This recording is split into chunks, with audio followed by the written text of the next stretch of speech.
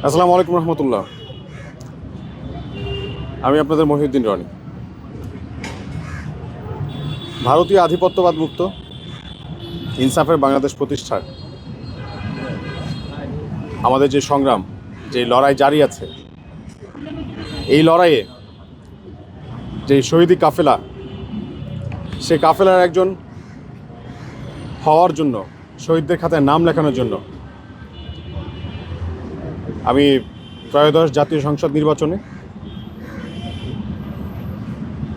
ঢাকা 18 আসন থেকে স্বতন্ত্র প্রার্থিতা ঘোষণা করেছিলাম এবং মনোনয়নের জন্য মনোনয়ন জমা দিয়েছিলাম এবং প্রথম পর্যায়ে সেটা বাতিল হয় সমর্থক লিস্টের একটা ইস্যুজের কারণে।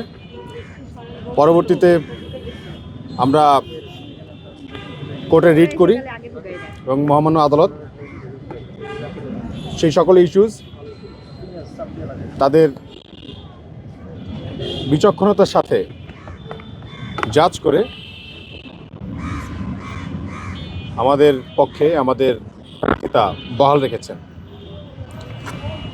অতএব আমরা এখন এখানে আপনারা যারাই আছেন, আপনাদের কাছে আমাদের আহ্বান আমরা জানাচ্ছি যে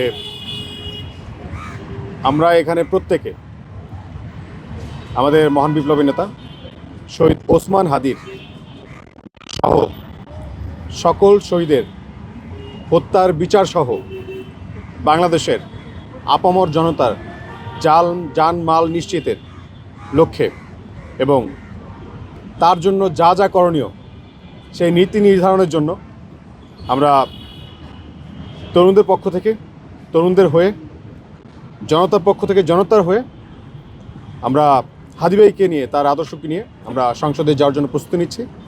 আমরা আপনাদের সবার দোয়া, পরামর্শ এবং সহযোগিতা প্রত্যাশা করছি। আমরা আপনাদের সহযোগিতা চাই।